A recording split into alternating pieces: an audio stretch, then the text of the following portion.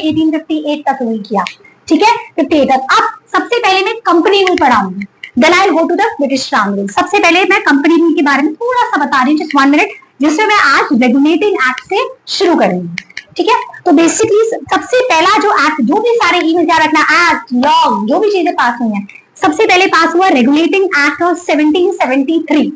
1770 सब डिटेल में बताऊंगी, डोंट वरी, मैं आज रेगुलेटिंग एक्ट की आपको डिटेल में पढ़ाऊंगी। सबसे पहले 1773 में रेगुलेटिंग एक्ट पास किया गया 1773।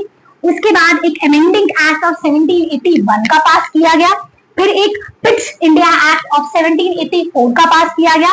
उसके बाद एक्ट ऑफ 1786 1786 का पास किया गया। उसके बाद 4 चार्टर एक्ट पास किए गए। डर लग रहा है सुनने में? डोंट वरी, जब मैं धीरे धीरे पढ़ाऊंगी ना सब याद हो जाएगा, टिप्स से सब याद हो जाएगा, ऑन द स्पॉट याद हो जाएगा आपको। और मैं बार बार रिविजन करवाऊंगी, रिपीट करवाऊंगी ना, तो वो चीज बैठ जाएगी। इनिशियली थोड़ा सा याद करने में, डेट्स याद करने में, समय याद करने में रहता है, मुझे भी थोड़ा इनिशियली डिफिकल्ट हुई, लेकिन आप सीख जाओगे, over a period of time आपको याद हो जाएगा, ठीक है। और 4 चार्टर एक्ट पास हुए जो कि 20-20 साल के डिफरेंस है, 20-20 ईयर्स ऑफ डिफरेंस है। ये डेट याद नहीं करनी पड़ेगी, एक याद कर लोगे, बाकी वो सारी अपने आप याद हो जाएंगी, क्योंकि 20-20 ईयर्स का डिफरेंस है। 1793 से 20 ईयर्स का डिफरेंस है 1813। 1813 से 20 ईयर्स का डिफरेंस है 1833। 1833 से 1853 का 20 ईयर्स का डिफरेंस है 1853। सो 20